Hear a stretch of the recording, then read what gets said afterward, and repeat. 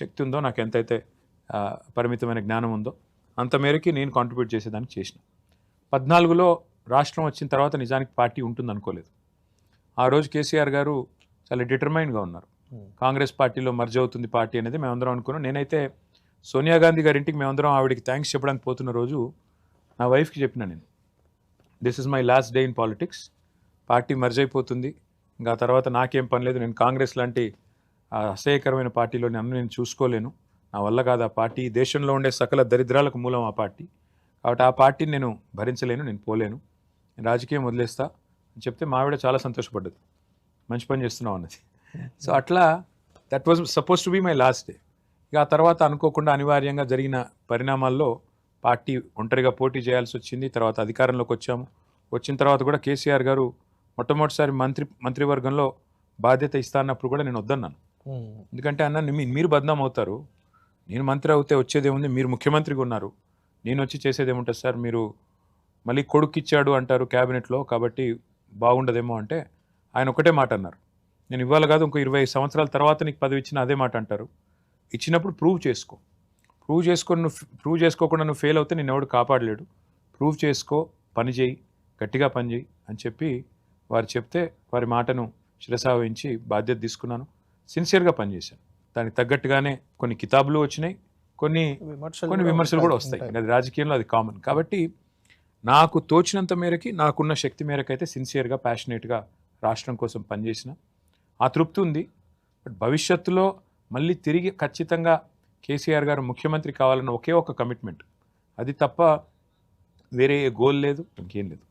General KTR గారు మనం చూస్తుంటాం, పొలిటీషియన్లు అయినా లేదంటే ముఖ్యంగా సీనియర్ స్టార్స్ పొలిటీషియన్లు ఇద్దరు ప్రధానంగా వాళ్ళ ఫాదర్ ఏదైతే వాళ్ళ సన్ డాటర్ వాట్ ఎవర్ వాళ్ళు అదే కావాలి అనే ఒక ఆలోచనలో ఉంటుంటారు చిన్నప్పటి నుంచే. దాదాపు ఎక్కువ మంది డాక్టర్ల పిల్లలు డాక్టర్లు అవుతారు, అవును, యాక్టర్ల పిల్లలు యాక్టర్లు అవుతారు. అది ఎందుకంటే ఇంట్లో దగ్గర నుండి ఏదన్నా చూస్తున్నప్పుడు తల్లిని కానీ తండ్రిని కానీ ఆ వాతావరణ ప్రభావం సహజంగానే ఉంటుంది. అదే అనబోతున్నాను, మీకు రాలేదు అది అని నేను అడుగుతుంది అదే. ఆ ప్రభావం ఉంటుంది, మీరు రాజకీయాల్లోకి రావాలనుకోలేదు చిన్నప్పుడు కూడా. రాజకీయాల్లోకి రావాలన్న ఆసక్తి ఉండింది కానీ, బట్ అట్లా అనుకోకుండా ఆ టైంలో వస్తానన్న అంటే టైమింగ్ అవగాహన అంతే. బట్ రావాలన్న ఆసక్తి మొదటి నుంచి ఉంది.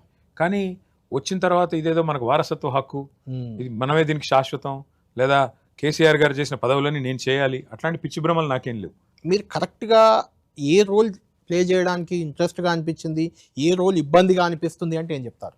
యాక్చువల్లీ ఇప్పుడు 3 పాత్రలు చూస్తే తృప్తినిచ్చింది ఏంటి అంటే ఉద్యమ పాత్ర. ఎందుకంటే ఉద్యమంలో మేము ఉండేది 10 మంది ఎమ్మెల్యేలు ఆ రోజు టీఆర్ఎస్కి, కానీ మేము హీరోలాగా తిరిగేది. ఎందుకంటే మొత్తం ప్రజాబాహుల్యం అంతా మాకు సపోర్ట్గా ఉంది బయట అనే ఒక విశ్వాసంతో మాకు అదొక హీరో వర్షిప్ ఉండేది. బయట ఎక్కడ పోయినా వీళ్ళు కొట్లాడుతున్నారు, ఇప్పుడు ఎట్లయితే ఢిల్లీలో పిల్లలు పోరాటం చేస్తున్నారు, ఎట్లయితే ఒక ఎస్టాబ్లిష్మెంట్కి వ్యతిరేకంగా పోరాటం చేస్తున్నారు, అట్లా మాకు కూడా ఒక హీరో 10 మందికైనా 10,000 మంది వచ్చేవాళ్ళు వెనక, అట్లుండేది ఆటోమేటిక్గా. కాబట్టి అన్నిటికన్నా ఎక్కువ తృప్తినిచ్చింది అది. కానీ అన్నిటికన్నా ఎక్కువ ఎంజాయ్ చేస్తున్న పాత్ర ఏంటంటే ఆపోజిషన్. ఎందుకంటే ఇప్పుడు ఆపోజిషన్లో గత 2.5 yearsగా నాకు మాత్రం చాలా బాగుంది. ఎందుకంటే మీరు బాధ్యత ఉన్నప్పుడేమో కొద్దిగా బాధ్యతతో చాలా ఒళ్ళు దగ్గర పెట్టుకొని మాట్లాడాలి అని చెప్తే కూడా చాలా జాగ్రత్తగా ఉండాలి, మళ్ళీ డెలివరీ చేయాలి, చేయకపోతే నాయకుడికి, పార్టీకి, ప్రభుత్వానికి, రాష్ట్రానికి చెడ్డ పేరు వస్తుంది.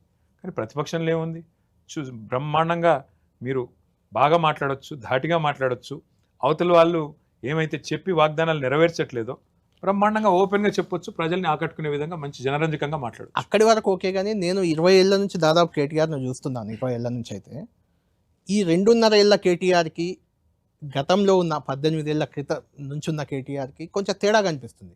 అంటే మీ క్వశ్చనింగ్ స్టైల్లో కానీ, మీరు మాట్లాడే విధానంలో కానీ మీ అగ్రెషన్ పెంచారు, ఆ డోస్ పెంచారు. రేవంత్ రెడ్డిని టార్గెట్ చేస్తూ అంటున్న మాటలు కానీ, రేవంత్ రెడ్డి అని కాదు, అంటే చాలా మంది ఏమనుకుంటారంటే టెక్నాలజీ మినిస్టర్గా పనిచేశాను కాబట్టి ఓన్లీ సాఫ్ట్వేర్ అనుకుంటారు. హార్డ్వేర్ కూడా ఉంటుంది మనిషిలో, సాఫ్ట్వేర్ ఉంటుంది, హార్డ్వేర్ ఉంటుంది.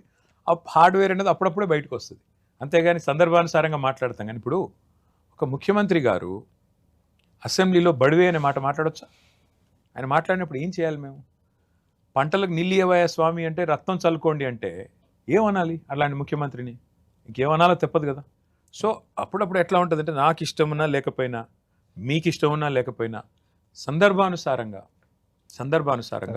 అవతల వ్యక్తి మానసిక పరిస్థితి, అవతల వ్యక్తి భాష, ఆయన పరిజ్ఞానం, ఆయన పరిధి బట్టి మనం కూడా స్పందించాల్సి వస్తుంది. లేకపోతే ఇప్పుడు నేను బురదగుంటలోకి దిగి నేను మాత్రం వైట్ షర్ట్ వేసుకున్నా, నాకు బురద అంటకూడదంటే ఎట్లా కుదురుతుంది? అవతల వాడు నేను బురదలోకి లాగుతున్నాడు, రొంపిలోకి. లాగక తప్పదు, నువ్వు కూడా అంతే అదే స్థాయిలో దాడి చేయక తప్పదు. 65 ఏళ్ళు అధికారం ఇచ్చిన తర్వాత కూడా ఇవాళ 2.5 సంవత్సరాలు మాత్రమే వారు ఉన్నట్టు, ఇదివరకు ఎన్నడూ అధికారంలో లేనట్టు వాళ్ళు మాట్లాడుతున్న మాటలు చూస్తుంటే అప్పుడప్పుడు విడ్డూరంగా అనిపిస్తుంది.